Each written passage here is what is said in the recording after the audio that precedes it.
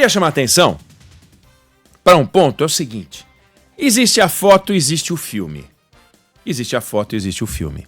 Toda vez que a gente olha uma foto, ela retrata um momento específico e tirar conclusões sobre a foto sem conhecer o filme às vezes é muito perigoso. Então agora a gente está naquela fase em que a gente vai tirando fotografias do que está acontecendo. Estados Unidos, Brasil. Estados Unidos, Brasil. Brasil, Estados Unidos. Brasil. Porque nos interessa o Brasil. Mas a gente está de olho nos Estados Unidos. Então o Donald Trump disse não sei o quê. Aí ele vai tomar as primeiras medidas. Aí uma delas vai ser deportação, não sei o quê. Aí ele vai, de repente, vai reduzir a carga tributária. Aí ele vai sobretaxar. Então se ele sobretaxar, não sei o quê, bom, o que vai acontecer com o Brasil e tal. E a gente fica nessa eletricidade que envolve um festival de especulações e fica assim, bom, mas agora entrou um republicano lá, temos aqui o petista, como é que vai ser a relação do republicano com o petista? Ah, mas como é que foi a relação do Lula quando o George W. Bush foi presidente? Como é que não é? Como é que será que vai ser agora? E tal, o Donald Trump é amigo do Bolsonaro. Então o Eduardo Bolsonaro vai ser poderoso, mas aí o Jair Bolsonaro, isso pode interferir nas decisões do Supremo Tribunal Federal para inelegibilidade do Bolsonaro no Tribunal Superior Eleitoral. Bom, eu queria voltar no tempo, porque da mesma forma que temos Donald Trump com o governo Lula, tivemos Joe Biden com Bolsonaro, né? Então, Bolsonaro era presidente quando Joe Biden se elegeu em 2020. Aí o Joe Biden, ao contrário do Donald Trump, ao contrário, aliás, nesta eleição o Brasil não foi tema. Ninguém falou do Brasil. Ninguém se interessou pelo Brasil nos Estados Unidos. Ninguém está preocupado com o Brasil. A gente é que acha que o Brasil é o centro das atenções e tal. Não é, né? Tinha gente que achava que a Terra era o centro do mundo. Tem gente que acha que o Brasil é o centro do mundo. Não é. A gente tem que se mexer para buscar uma centralidade. Não é um centro natural do mundo. O centro natural do mundo é a China, os Estados Unidos, é em torno desses dois players que se dão as discussões globais. O Brasil é um personagem importante na América Latina, mas não é essa bolacha do pacote, a última bolacha do pacote. Mas ninguém falou do Brasil. Na eleição de 2020, quando o Joe Biden foi eleito, o Brasil foi tema de discussão. E o Joe Biden em particular, até porque é democrata, os republicanos não têm esse tipo de preocupação no seu discurso. O Joe Biden, como democrata, tinha e falava de meio ambiente e tal. E lá pelas tantas ele disse o seguinte, olha, o Brasil vai enfrentar consequências econômicas significativas se não tomar certas medidas ambientais não forem cumpridas. Disse textualmente, o Brasil vai ter consequências econômicas significativas. Bom, foi uma declaração direta contra o Brasil, né? Aí, o Jair Bolsonaro, que havia apoiado o Donald Trump, da mesma forma que o Lula agora apoiou a Kamala Harris, o Donald Trump foi apoiado por Jair Bolsonaro. Nós estamos no dia 8 de novembro. No dia 11 de novembro do ano em que Joe Biden foi eleito, 4 anos atrás, 2020, Bolsonaro, não é que ele deu uma indireta para os Estados Unidos, não é que ele deu uma indireta para o Joe Biden. Olha o que o então presidente Jair Bolsonaro disse num evento em que ele estava em Brasília. Estava lá o Ernesto Araújo, que era o chanceler naquele momento. Eu estou falando do chanceler, o nome dele é Ernesto Araújo, porque o nome do Ernesto Araújo vai ser citado lá pelas tantas, o presidente vai dizer Ernesto, só Ernesto, mas ele se referia ao então chanceler Ernesto Araújo, e ele deu uma resposta direta ao Joe Biden. Imagine se o presidente Lula dissesse algo parecido agora, em resposta a uma declaração que fosse do Donald Trump. Vamos ouvir, Badaró? Assistimos há pouco aí um grande candidato à chefia de Estado dizer que se eu não apagar o fogo da Amazônia, levanta barreiras comerciais contra o Brasil. E como é que nós podemos fazer frente a tudo isso? Apenas a diplomacia não dá, né, Ernesto? Que quando acaba a saliva, tem que ter pólvora, senão não funciona. Não precisa nem usar pólvora, mas tem que saber que tem. Vamos ouvir de novo. Assistimos há pouco aí um grande candidato à chefia de Estado dizer que se eu não apagar o fogo da Amazônia, levanta barreiras comerciais contra o Brasil. E como é que nós podemos fazer frente a tudo isso? Apenas a diplomacia não dá, né, Ernesto? Que quando acaba a saliva, tem que ter pólvora, senão não funciona. Não precisa nem usar pólvora, mas tem que saber que tem. Não é sensacional? um presidente da República, nós tivemos um presidente da República que foi capaz de dizer uma estupidez dessa, ou seja, que se não, só a diplomacia não basta. Se acabar a saliva tem que ter pólvora. Imagina a pólvora contra os Estados Unidos. É de se perguntar se a gente encararia uma guerra contra um vizinho nosso, mas contra os Estados Unidos. É de uma idiotice retumbante, pois foi isso que o Bolsonaro disse. Por que eu estou chamando a atenção para isso? Porque as palavras usadas e a análise da fotografia pode nos induzir ao erro. Tentar tirar conclusões hoje sobre quais poderiam ser as consequências de um governo Donald Trump se relacionando com o governo Lula. Se a gente tirasse a fotografia dessa frase imbecil dita pelo então presidente da República, Jair Bolsonaro, o que a gente poderia concluir naquele dia, Badaró? Que ferrou. Agora ferrou. Agora o presidente brasileiro puxou a faca e dançou. Não tem mais como reatar, porque o sujeito falou uma estupidez. Ah, mas o Joe Biden falou que haveria sanções comerciais contra o Brasil e tal. Bom, sabe o que aconteceu? O presidente Jair Bolsonaro esteve com o presidente Joe Biden numa visita e se encontraram. E o Joe Biden fez um elogio ao Jair Bolsonaro.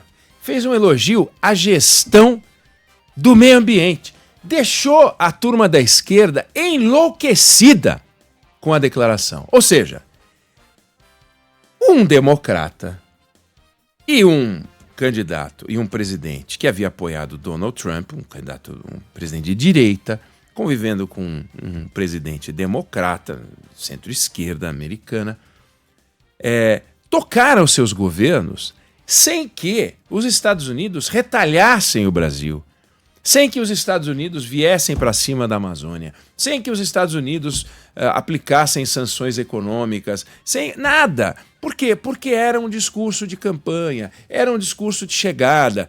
E aí as coisas foram se acomodando. As abóboras, também chamadas de pumpkins, foram se acomodando na carroça ou no caminhão.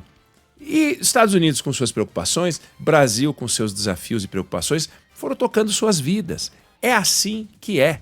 Porque o cardápio de desafios, eu faço questão de dizer isso, disse isso ontem, e digo isso com alguma frequência, o cardápio de desafios de um país não muda, porque num outro país aconteceu uma coisa muito poderosa. Claro que isso não é uma verdade absoluta. Getúlio Vargas tinha uma relação intestina com a Alemanha.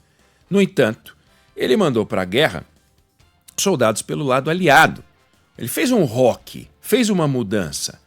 Mas isso, num momento único da história mundial e brasileira. Segunda Guerra Mundial. Mas hoje, nesse momento, nós não vivemos esse clima. O presidente Jair Bolsonaro, neste encontro com o Joe Biden, pediu a paz na guerra da Europa. Porque já tinha guerra nesse encontro.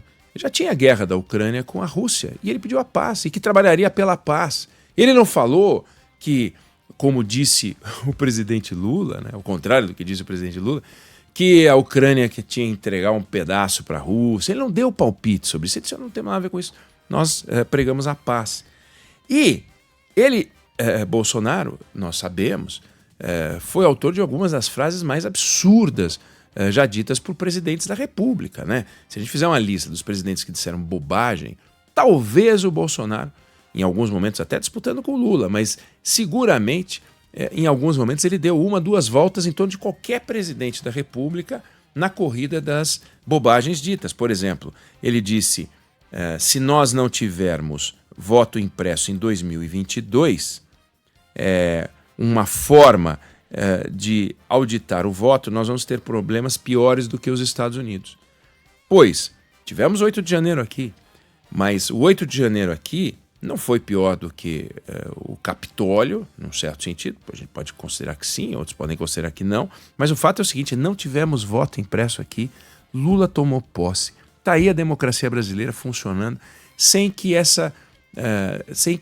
qualquer forma de delinquência tenha vencido a democracia. Então, Bolsonaro levou um mês para reconhecer a vitória de Joe Biden. dos países que integram o G20, foi o último. Todos reconheceram, a gente sabe a eleição não é no dia 5, todos, a grande maioria, reconheceu até o dia 7 de novembro. O Bolsonaro foi reconhecer no dia 15 de dezembro. Ou seja, se tivéssemos hoje, 4 anos atrás, ele ainda não teria reconhecido a vitória presidencial. É como se o Lula só fosse reconhecer a vitória presidencial daqui a mais de um mês, né? E, no entanto, o presidente Lula reconheceu a vitória de Donald Trump no momento em que todos os outros chefes de Estado reconheceram. Então, é para a gente ficar tranquilo, né?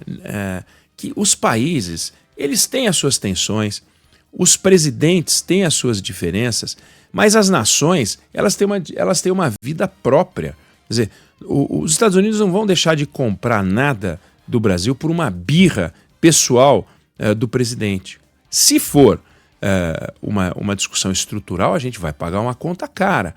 E por causa disso, nós temos que tomar as nossas providências, que devem ser tomadas independente da vitória deste ou daquele presidente. Por exemplo, nossa entrada na OCDE. O Brasil deveria atingir 272 diretrizes para poder entrar na OCDE. Aderiu a 119 dessas diretrizes, portanto, não chegou ainda ao número mínimo para poder realmente entrar na OCDE. A OCDE, que muitos falam o clube dos países ricos, a OCDE reúne 62% do PIB mundial. Então, entrar na OCDE, estar na OCDE, é uma chancela econômica, é uma chancela de que aderimos à economia de mercado, de que somos livres, de que somos transparentes. É muito importante, é melhor do que qualquer discurso presidencial, de qualquer compromisso que o presidente da República possa fazer, de que ele defende a economia de mercado, de que ele defende a austeridade fiscal. Qualquer discurso que o presidente da República possa fazer é inferior à entrada do Brasil na OCDE. A gente deveria acelerar essa agenda, trabalhar por essa agenda. E isso não tem a ver com a vitória do Donald Trump, tem a ver com a abertura das nações de uma forma geral ao Brasil, porque ele deu uma demonstração de grandeza, de transparência, de maturidade econômica, fiscal, política, social. O que nós não estamos fazendo. E não estamos fazendo porque o Joe Biden perdeu, aliás, a Câmara perdeu, o Donald Trump ganhou, porque isso já estava acontecendo. Nós começamos esse processo no governo Bolsonaro, diga-se, e isso vem se enrolando, e nós não estamos vendo nos discursos das nossas autoridades, no discurso dos nossos governantes, no discurso dos nossos ministros, essa mão firme. A Confederação Nacional da Indústria montou um placar para medir a adesão do Brasil à OCDE, e esse placar está parado há um tempão, porque as coisas não avançam. Então é isso que o Brasil tem que fazer. Qual é a nossa lição de casa? Não é a lição de casa dada por Joe Biden, dada por Donald Trump, dada pelos Estados Unidos. Nós não somos subservientes, nós não podemos ser subservientes. Nós devemos ter uma autonomia de relacionamento com os países e buscar com os países, a começar pelo nosso vizinho mais poderoso, uma relação bilateral e assim com todos os países com os quais a gente pode se relacionar, até com a Venezuela. Até com a Venezuela. Como? É mais difícil, porque ali tem um problema sério. Mas nós nos relacionamos com a Arábia Saudita, nós nos relacionamos com o Vietnã, nós nos relacionamos com vários países autoritários, temos que nos relacionar também com a Venezuela de alguma maneira, se isso for bom para a nossa relação comercial, se isso for bom para trazer dinheiro para o Brasil, se isso for bom para enriquecer a sociedade brasileira. Com os Estados Unidos, é patético imaginar que as duas nações mais importantes da América não possuem nenhuma forma de relacionamento bilateral, por exemplo, na área de infraestrutura, por exemplo, na área de energia. E o Brasil é um país admirável em várias áreas. Joe Biden disse a respeito do Brasil, na gestão Trump, sobre as virtudes da economia verde brasileira. E o Jair Bolsonaro, neste encontro com Joe Biden, fez uma lista que não foi rebatida por ninguém sobre quanto o Brasil é verde na sua energia, na sua produção, na sua economia. É um país verde, é um país verde. Teve queimada agora no governo Lula também. Então, o que eu quero chamar a atenção é: não vamos nos perder na avaliação superficial da fotografia. O filme da relação entre os países se dá com o tempo. Então, bobagens são ditas, bobagens são feitas, declarações são dadas, mas a relação entre os países se dá por um movimento muito mais intenso que o Brasil está deixando de fazer com os Estados Unidos, e este é o grande problema. Um grande problema, não é o grande problema, porque eu acabei de citar a OCDE. Este é um grande problema. Então, que o presidente Lula, que o governo brasileiro, que as autoridades brasileiras tenham maturidade para saber que nós não estamos aqui para agradar ou desagradar, para confrontar ou não o governo Donald Trump. Nós estamos aqui para tirar o maior proveito da maior economia do mundo. Se a maior economia do mundo tem algo a nos oferecer, se a maior economia do mundo tem algo para enriquecer a sociedade brasileira, pois vamos buscar. Como vamos buscar com a China, como vamos buscar com a Europa, como vamos buscar com a Argentina, cujo país também é de direita, está gerido pela direita nesse momento. Eu não sei se você concorda, eu não sei se você discorda, mas essa é a opinião que eu tenho sobre esse assunto.